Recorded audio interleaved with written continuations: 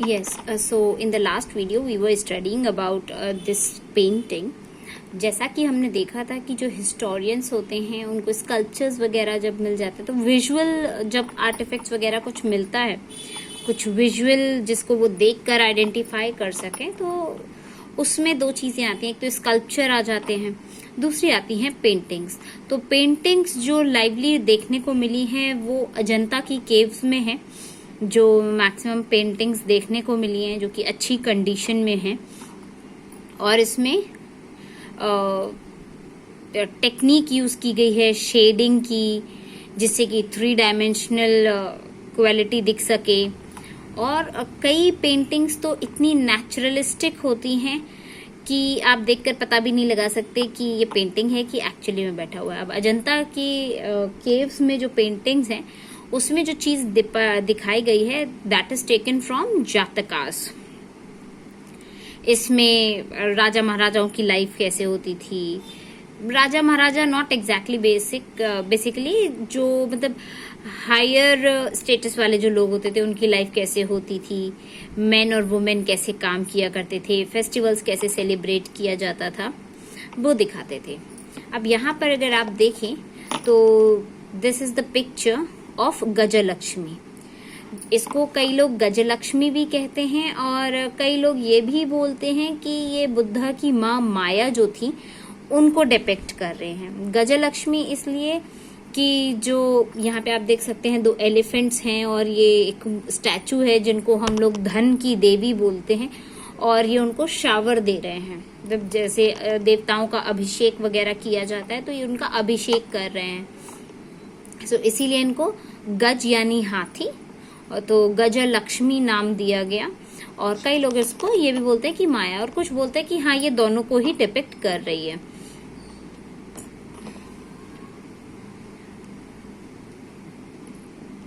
So Gajalakshmi is basically the goddess of good fortune, जिनको elephants के साथ एसोसिएट किया गया है। और अगर हम बात करते हैं नेक्स्ट, अब ये वाला है, हमारा इमेज छूट गया। This is the serpent image. तो जो शेषनाग का जो रूप होता है कि कई सारे उसके फन हैं और लंबा सा स्नेक है, ये भी कई जगह देखने को मिलता है, बट जो हमारे टेक्स्ट हैं उनमें इसका रिकॉर्ड नहीं मिलता। लेकिन मोस्ट ऑफ द बिल्डिंग्स में ये स्ट्रक्चर देखने को मिलता है कि एक नाग बना हुआ है। तो एक आर्टिशियन थे, हिस्टोरियन ही टाइप थी, उनको हिस्टोरियन कहना कहाँ तक ठीक है ये भी थोड़ा सा डाउटफुल है। इनका नाम था जेम्स फर्ग्यूसन। ये मॉडर्न आर्ट हिस्टोरियन थे, तो आर्ट्स के बेसिस पे ये कंक्लूड किया करते थे चीजों को, मोटिव्स को देखकर। बट क्योंकि इन्होंने कोई भी टेक्स्ट नहीं पढ़ा हुआ था और इनका मानना था कि मतलब जनरली ये माना जाता था कि जो भी चीजें बनी हैं स्कल्पचर्स के ऊपर वो अधिकतर टेक्स्ट में कहीं ना कहीं मिल जाएंगी, वो टेक्स्ट में उनका रेफरेंस होता है। लेकिन जैसे ये सर्पेंट वाला केस है या ट्री वाला केस है, वो कहीं भी रिटन नहीं है, रिकॉर्डेड नहीं है। तो इन्होंने जैसे सांची के ऊपर सेंटर में ट्री बना है या सर्पेंट बना हुआ है वर्शिप के लिए, तो उसको ये रिलेट नहीं कर पाए। तो इन्होंने सीधा सीधा क्या कर दिया, इन्होंने सीधा कह दिया, क्योंकि ये बुद्धिस्ट लिटरेचर को उतना जानते नहीं थे, तो इन्होंने सीधे सीधे कंक्लूजन ये दे दिया कि ये अपना सिर्फ पूजा करते थे। मतलब यहाँ के जो लोग थे जो पूरा मतलब बुद्धिस्ट को वो रिलेट नहीं कर पाए ट्री के साथ कि दैट इज रिप्रेजेंटिंग बुद्धा। जो अभी हमने सांची स्तूप पे देखा कि खाली ट्री बना हुआ है, एम्प्टी स्पेस बनी हुई है, तो हम उसको रिलेट कर सकते हैं कि बुद्धा को वहां पे एनलाइटमेंट मिला था, इसलिए इट इज रिप्रेजेंटिंग बुद्धा।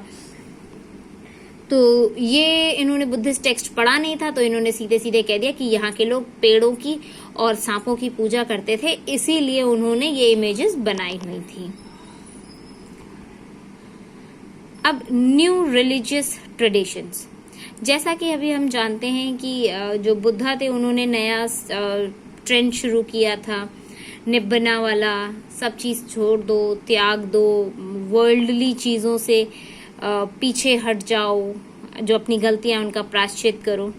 फिर धीमे धीमे करके क्या हुआ, इसमें चेंजेस आए, लोगों ने अलग तरीके से सोचना शुरू किया। और पहले ये माना जाता था कि जो बुद्धा थे वो इंसान ही थे, लेकिन क्योंकि उनके खुद के एफर्ट की वजह से, जो उन्होंने एफर्ट लगाया था उसकी वजह से वो उस निब्बना वाली स्टेज में पहुंचे थे, जहां वो इन सब वर्ल्डली चीजों से फ्री हो गए थे।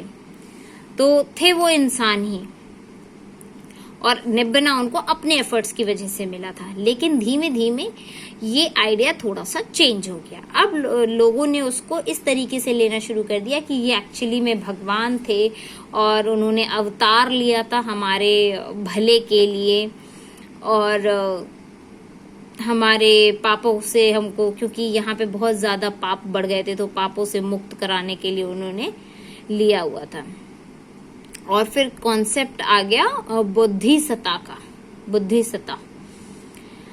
और मतलब ये होते बुद्धिसत्तास क्या होते थे, ये एक डीपली कंपैशनेट बीइंग्स होते थे जो अपने एफर्ट्स लगाते थे, और फिर ये निब्बना नहीं पाना चाहते थे, सब चीज को त्यागना नहीं चाहते थे, दुनिया नहीं छोड़ना होती थी इनको, ना दुनिया छोड़ेंगे, ना प्राश्चित वाले लोग उसमें जोन में जाएंगे। ये सिर्फ उस चीज को एक्सेप्ट करेंगे कि हाँ एनलाइटमेंट की जरूरत है, और वो जब एनलाइटमेंट इनको मिलेगा तो उससे ये दूसरों को हेल्प करेंगे। ये दुनिया छोड़कर सेपरेट नहीं हो जाएंगे, अलग जाके नहीं रहने लग जाएंगे। So this was the new tradition. पहले क्या होता था, आपको निब्बना पानी होती थी, आपको दुनियादारी छोड़ देनी होती थी, वर्ल्डली चीजों से दूर हो जाना होता था। लेकिन अब ये जो नया चीज आया था, नया जो ट्रेडिशन शुरू हुआ था, वो ये हुआ था कि आप बहुत पैशनेटली उसको प्रेज कीजिए, उसको स्टडी कीजिए, समझिए, और इसको लेकिन आपको दुनिया नहीं छोड़नी है, बस ये सीख के, बुद्धिज्म सीख के आपको दूसरों की मदद करनी है। और यहाँ पे शुरू हुआ बुद्धा की इमेजेस को पूजा करना, कि अब उन्होंने ये मानना शुरू कर दिया था कि बुद्धा ह्यूमन नहीं थे, बुद्धा भगवान का एक अवतार थे। और जो बुद्धिसत्तास थी वो एक इम्पॉर्टेंट पार्ट बन गया इस ट्रेडिशन का।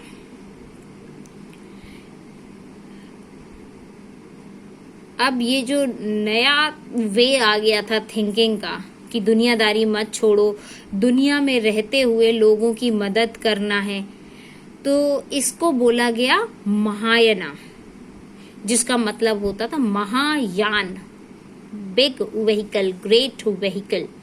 तो इस नए ट्रेडिशन को नाम दिया गया महायाना। अब क्योंकि ये महायाना हो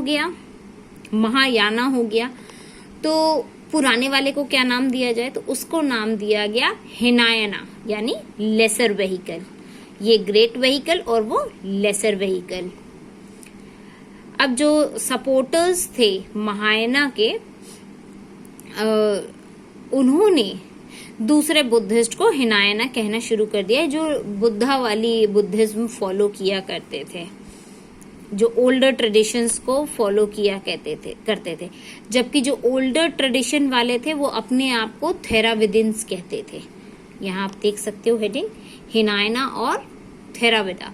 तो ओल्डर वाले अपने आप को थेराविदा कहते थे, थेराविडिन्स, और नए वाले उनको हिनायना नाम से बोलते थे। तो हिनायना या थेराविदा एक ही चीज है, जो कि पुराना वाला जो उनका ओल्ड पाथ था, जो उनके टीचर्स ने दिखाया था, ठहराज वाला, ये वो फॉलो करते थे। अब हम आते हैं पेज नंबर 104 पे।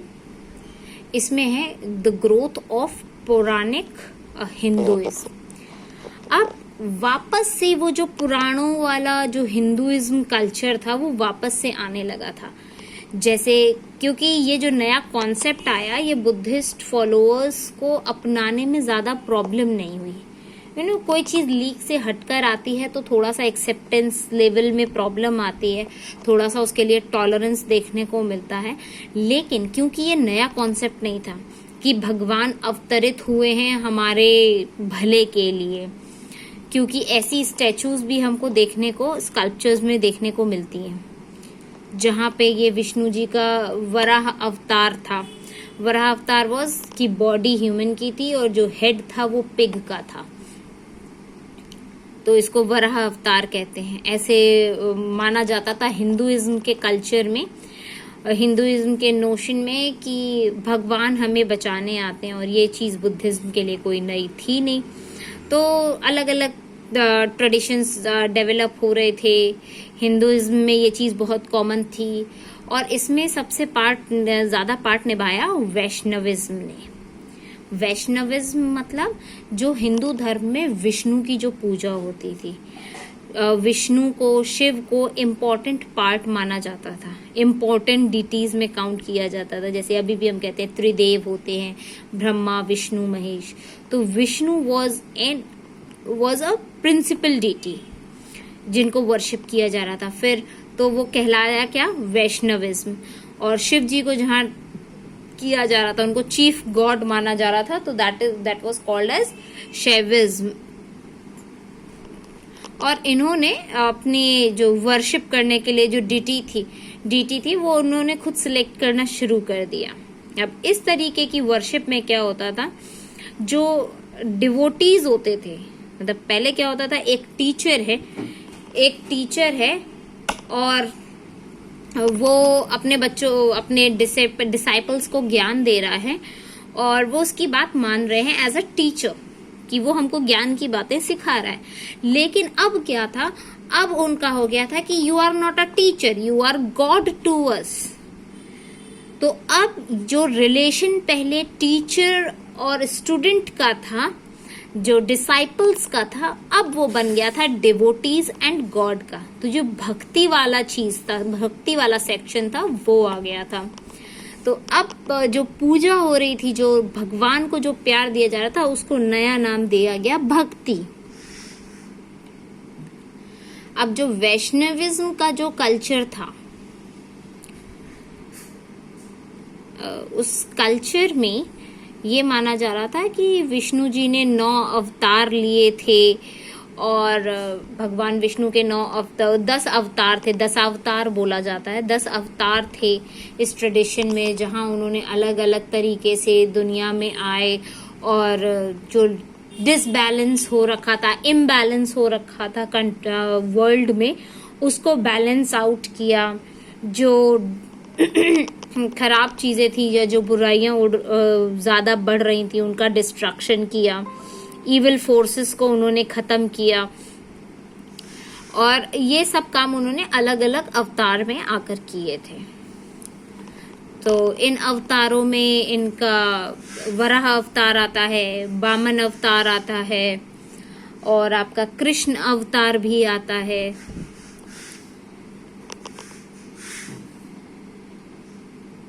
और इन सबको, और ये नरसिंह अवतार भी उसी का है, विष्णु जी का। तो जैसे इसमें पिग का हेड है और ह्यूमन बॉडी है, तो ये वराह अवतार है। उसमें लायन का हेड है और बॉडी ह्यूमन की है, तो दैट इज आपका नरसिंह अवतार। सो इस तरीके से थोड़ा सा जो ट्रेडिशन था उसमें चेंज आ गए थे, और कई ऐसी चीजें स्कल्पचर्स में भी देखने को मिलती हैं। जैसे आप यहाँ पे स्कल्पचर में देख सकते हैं कि फिर उन्होंने इसको पोर्ट्रे करना भी शुरू कर दिया था, और भी दूसरे डीटीज देखने को मिलते थे ऐसे ही, और शिवा लिंग फॉर्म में देखने को मिलते थे।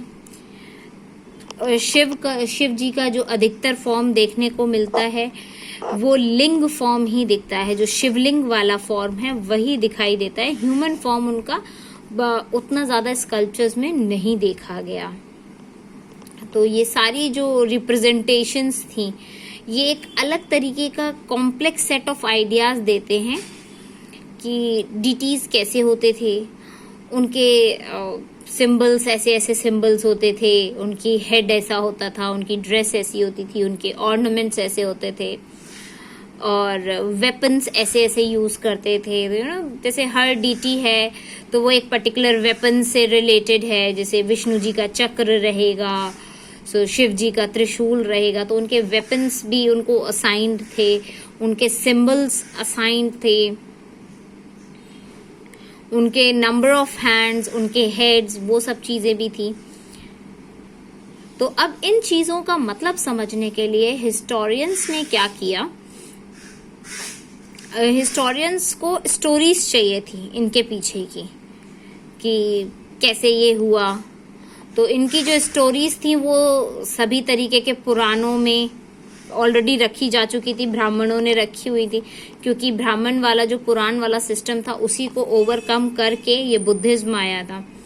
तो वापस ऐसे स्कल्पचर्स देखे गए तो हिस्टोरियंस ने उसको रिलेट किया स्टोरीज के साथ। तो वो ब्राह्मण्स ने जो पुराण्स लिखे हुए थे उनमें ये चीजें देखने को मिली अराउंड फर्स्ट मिलेनियम।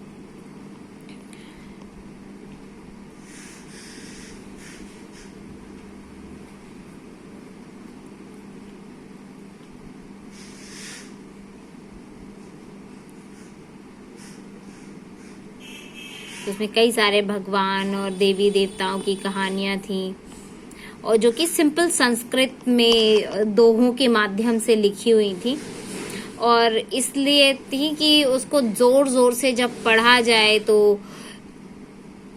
हर कोई उसको सुन सके, क्योंकि रीड तो हर कोई नहीं कर सकता है, पढ़ा लिखा हर कोई नहीं है। तो जो सिंपल संस्कृत थी ऐसे उसको पढ़ा जाए कि जो औरतें हैं या शूद्र जिनको अलाउड नहीं है वेद्स को टच करना, तो वो भी उसको सुन सकें और समझ सकें।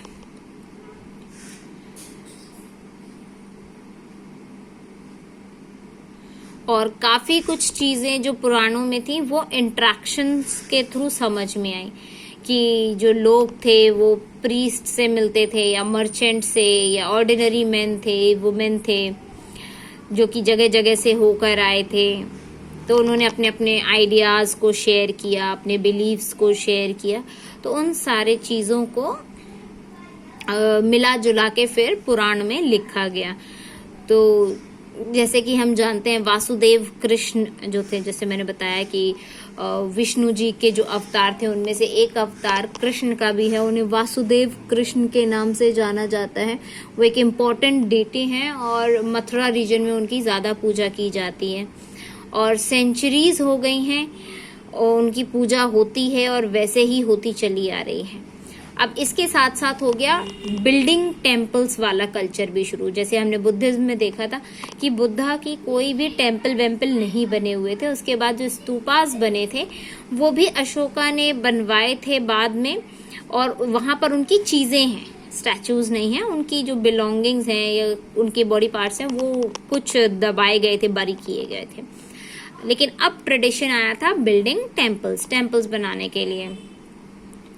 जैसे सांची में स्तूपा बनाया गया, और जो पहला टेम्पल हाउस जो था, the first temples to house images of gods and goddesses were also being built. तो अब ऐसे मंदिर बनने लग गए थे जहां पर गॉड्स और गॉडेसेस की स्टैचूज हुआ करती थी, उनको भगवान का घर माना जाने लग गया।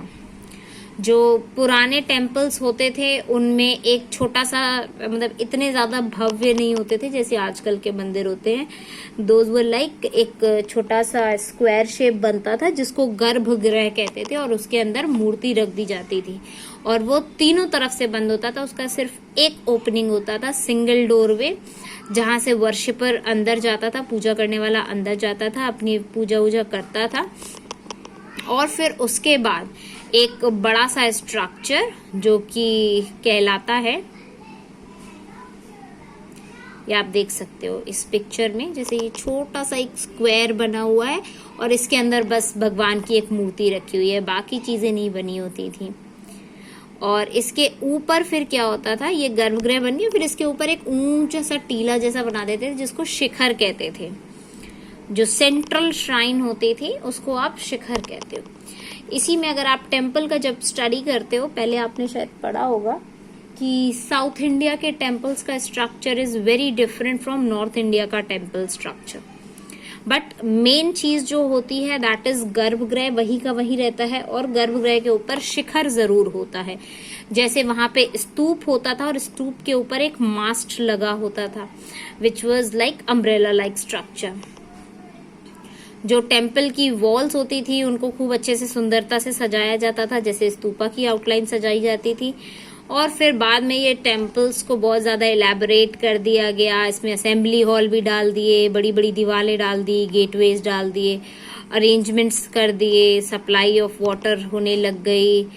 और एक यूनिक फीचर इसमें आके ऐड हो गया पुराने मंदिरों में कि ये पूरा एक रॉक को अंदर से खोखला करके फिर बनाया जाता था। आर्टिफिशियल केव के फॉर्म में बनाया गया है और आर्टिफिशियल केव्स बनाई जाने लग गई। तो अजंता एलोरा की जो केव्स हैं देवगढ़ में भी आपको देखने को मिलेगा। ये जो पिक्चर है ये देवगढ़ की है, Vishnu reclining on the serpent. So अब ये जो 3rd सेंचुरी में फिर जो मंदिर बने हैं वो हम अब नेक्स्ट में देखते हैं।